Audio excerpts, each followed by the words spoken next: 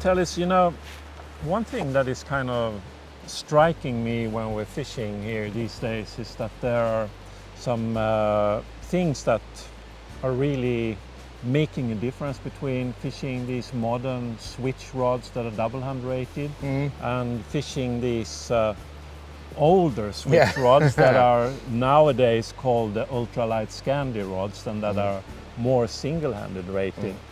And to me, in these rivers here, I find that the super short heads that we use on the Ultra Light Scandis are, at least for myself, easier to control and get around. How do you feel about that?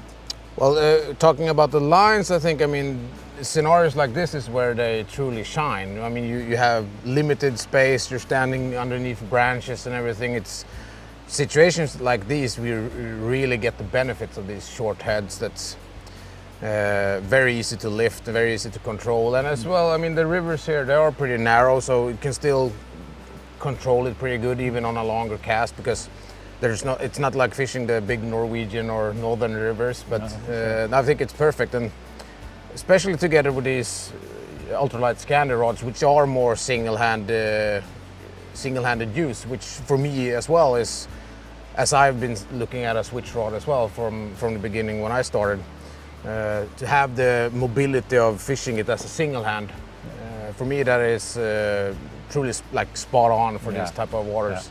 And it is kind of cool. I think about when we first designed these rods and where they come from originally, because that was with the one thing in mind about fishing trout or grayling and swinging flies for them and using like 4, 5 and maybe 6 weights for that. And that's why we also created the line system in the beginning for very light rod ratings. But I find now, if we look back and see how it's all evolved, that we are basically not selling that many rods to the grayling and trout fishermen, but it's really taken off for the salmon fishing and for the migratory trout fishing guys. And I find it's, the more I fish them these days, the more I just love them, because they are so versatile and pinpointy in the accuracy when you want to fish the seams, you want to fish the pockets, you want to hang flies somewhere, and because you can place those short heads together with that rod just incredibly well in places where you control the speed. And I think looking at these new ULS 2.0 versions, your idea about extending the length a little bit on the rods as well was spot on, because the reach is getting even better out here in the river. And also bringing back action types like we used to have in our old LPXE switch rods, the 11-footers, was a brilliant move. I mean, I just love the combination, the way it is now, and it feels lethal.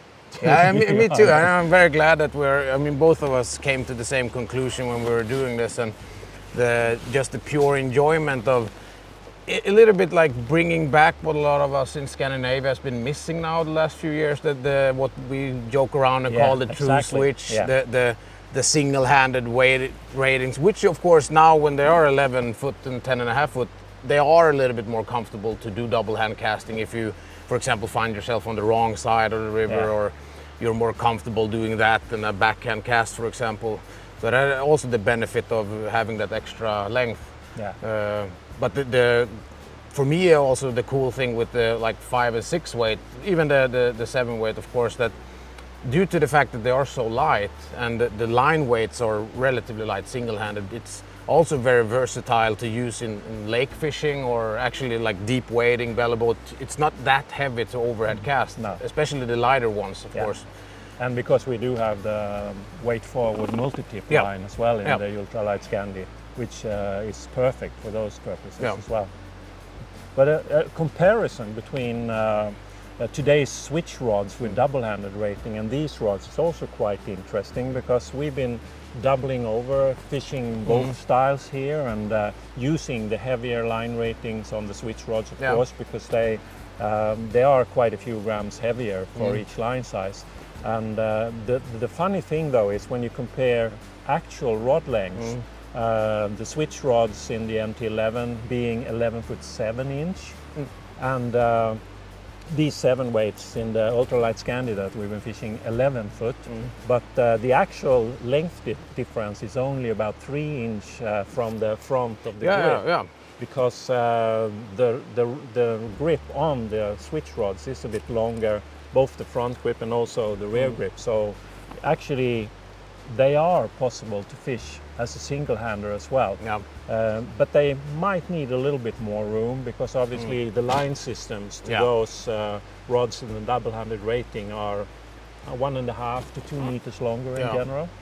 And that's something that you need to get accustomed to. And I think we've been moving back and forward. Sometimes I feel like compact lines are really long all of a sudden when I've been using the Ultra Light Scandi. Yeah, absolutely. I totally agree. And then, I mean, after going fishing with, for example, the 6-7 weight in the NT11 for half a day, that all of a sudden starts to feel pretty comfy having as a single hand rod. And then you come back from using the ULS rods, it's like, okay, this is a double hand rod. So, but I mean, both of them in my personal fishing, and I think also in general for every angler, both of them deserves their place in a way. Definitely, Those small today switch rods, which basically are light double hand, short and light double hand rods. I mean, for salmon fishing in like rivers like this in May and June, higher water, big fish, but you still need a short little strong rod, or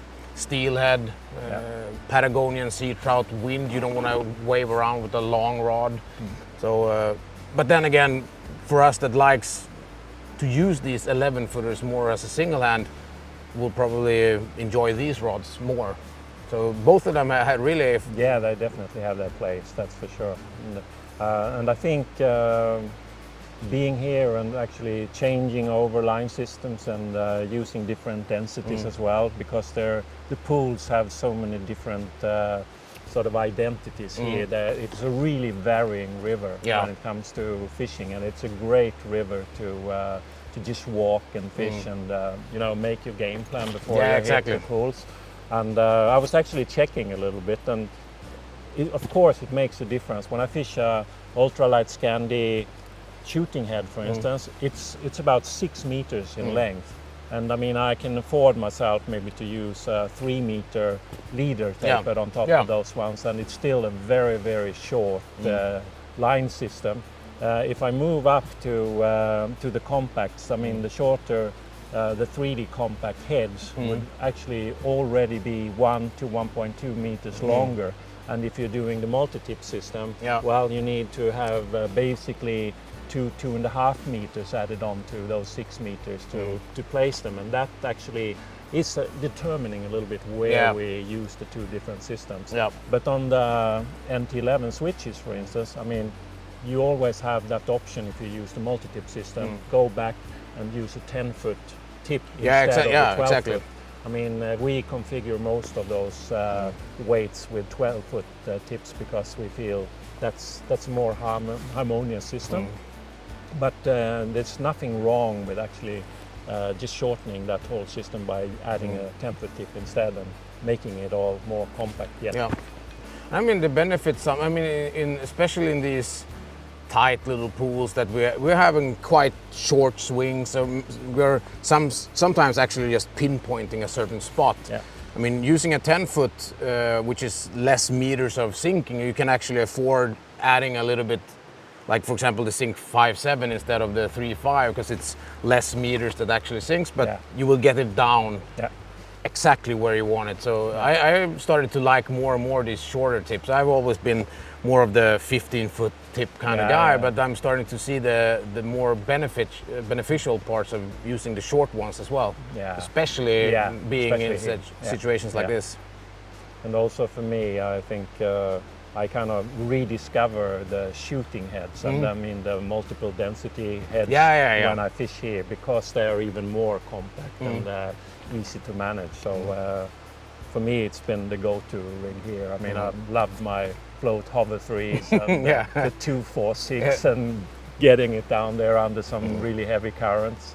And but in general, I mean, the 2 systems are just fantastic and really fun to fish in these kind of smaller to mid-sized rivers. Yeah, absolutely. And I mean, so efficient. I mean, like, for example, the lower stretch here after we have like this junction in this river, the junction pool. I mean, all of a sudden we are having double the size of, or the amount of water. Down there, for example, I was more comfortable using the NT11, the double hand switch. Same if I'm fishing in Mörrum River, for example, or low water fishing in the Norwegian rivers, for example. Sometimes that you get a little bit more reach, you get a little bit more distance, of course, because it's a heavier line, a little bit longer line. But then, of course, if you want to be more of a single-hand fisherman, these will give you like the benefits of both, having that extra length than instead of a 9-footer or something like that. So you get a little bit more distance. But mainly why I like these 11-footers as a single-hand rod, or why I want that extra foot or two, is just to be able to control that fly, to be able to mend it, to really fish the fly properly. That's, for me, it's all about that all the time, steering, controlling, thinking where's the fly and what is it doing. And of course, changing between these different lines. I personally really love the sink tip versions because I can still see the belly. I have somewhat control of where the fly is, and I can mend up and give it slack and flip it over to get speed.